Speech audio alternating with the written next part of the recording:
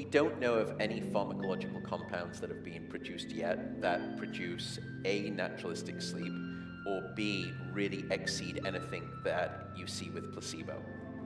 And the fact that those sleeping medications come with a collection of deleterious effects led in America, for example, in 2016, the American College of Physicians made a landmark recommendation based on the weight of that danger relating to sleep medications and how little they truly benefit above and beyond placebo. They said sleeping pills must no longer be the first-line recommendation for insomnia. The alternative, and we have a good one, is called cognitive behavioral therapy for insomnia, or CBTI.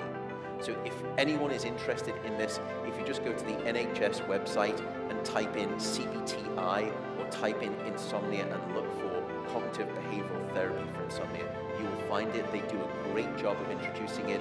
You can do a little sleep test to see how bad your sleep is. So we have a safe psychological treatment for insomnia that is just as effective as sleeping pills in the short term. But what's great is that once you stop working with the therapist, you continue on with the benefit in terms of sleep improvement. Whereas with sleeping pills, if you stop them, not only do you go back to the bad sleep that you were having before, you actually have what's called rebound insomnia, which is that your sleep is even worse than it was when you started taking them. The other thing you say keep off is alcohol and caffeine. Altogether, when are you able to drink coffee and when alcohol and still be able to sleep? Yeah, so I'm generally an unpopular person, but these make me deeply unpopular. So let me sort of go through them. Alcohol is probably the most misunderstood sleep aid out there. It's not a sleep aid at all. People often turn to alcohol to help them with sleep, but it's a problem for three reasons.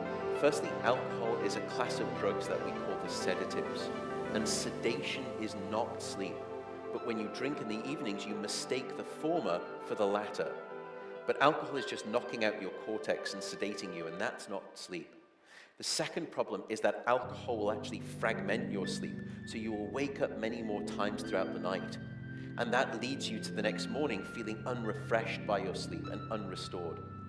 The third thing about alcohol is that it's very good at blocking your dream sleep, what we call rapid eye movement sleep, or REM sleep for short. And REM sleep is essential for both brain and body, just as much as deep sleep is essential.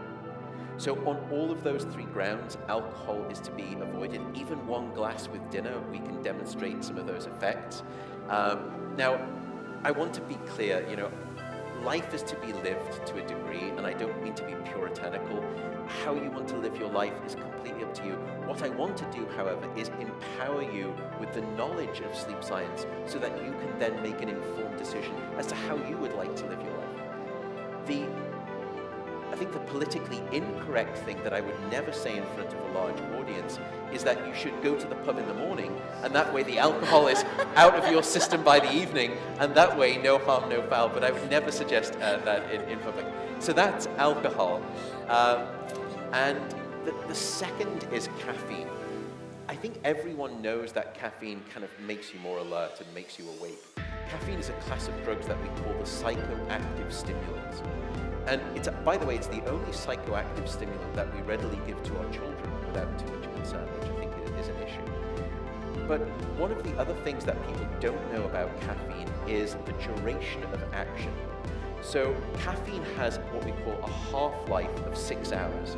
It has a quarter life of 12 hours. In other words, if you have a cup of coffee at noon, a quarter of that caffeine is still swirling around in your brain at midnight. So if you have a cup of coffee at lunchtime, it's the equivalent of, at noon let's say, it's the equivalent of tucking yourself into bed at midnight, and just before you do, you swig a quarter of a cup of coffee and you hope for a good night of sleep. And it's probably not going to happen. So that's one of the other issues with caffeine. The final issue with caffeine I would note is that some people say, I'm one of those who I can have a cup of coffee after dinner and I can fall asleep fine and I stay asleep. So it's no problem. There may still be a problem because if you give a person a standard dose of caffeine, about 160, 180 milligrams, which is a standard cup, and we've done some of these studies, and then you measure their sleep, that single cup of coffee will decrease and eliminate about 20% of your deep sleep. So to put that in context, to drop your deep sleep by 20%, I'd have to age you by about 20 to 25 years. Or you could just do it every night with a cup of coffee.